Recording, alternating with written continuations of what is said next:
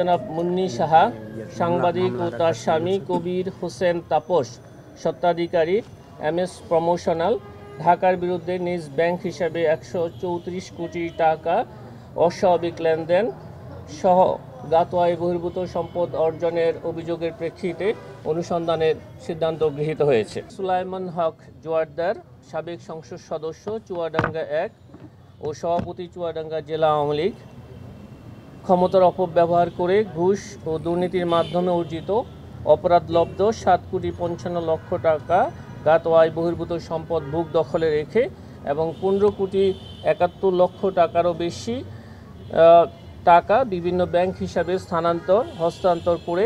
এবং বিভিন্ন ব্যবসায়ী বিনিয়োগের নামে রূপান্তর করে মানি লন্ডারিং সংক্রান্ত অপরাধ করায় দুর্নীতি দমন কমিশন আইন 2004-এর 27(1), মানি লন্ডারিং প্রতিরোধ আইন 2012-এর 4(2) এবং 4(3) এবং দুর্নীতি প্রতিরোধ আইন 1947-এর 5(2) দ্বারায় একটি মামলা রুজুর সিদ্ধান্ত গৃহীত হয়েছে। অভিযোগ সংশ্লিষ্ট আক্তারি জোয়ারদার, স্বামী সুলাইমান হক জোয়ারদার, তার স্বামীর সহায়তায় দুর্নীতির মাধ্যমে অর্জিত অপরাধলব্ধ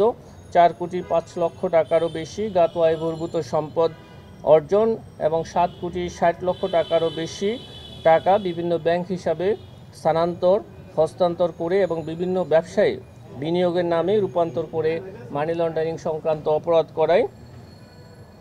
অভিযোগ সংশ্লিষ্ট আক্তারি জোয়ারদার এবং অবৈধ সম্পদ অর্জনে সহায়তার জন্য তার স্বামী জনাব সুলাইমান হক জোয়ারদারের বিরুদ্ধে দুর্নীতি দমন কমিশন আইন 2004-এর 27(1), মানি লন্ডারিং প্রতিরোধ আইন 2012-এর 4(2) এবং 4(3) এবং দণ্ডবিধির 109 দ্বারায় আরও একটি মামলা রুজুর সিদ্ধান্ত গৃহীত হয়েছে।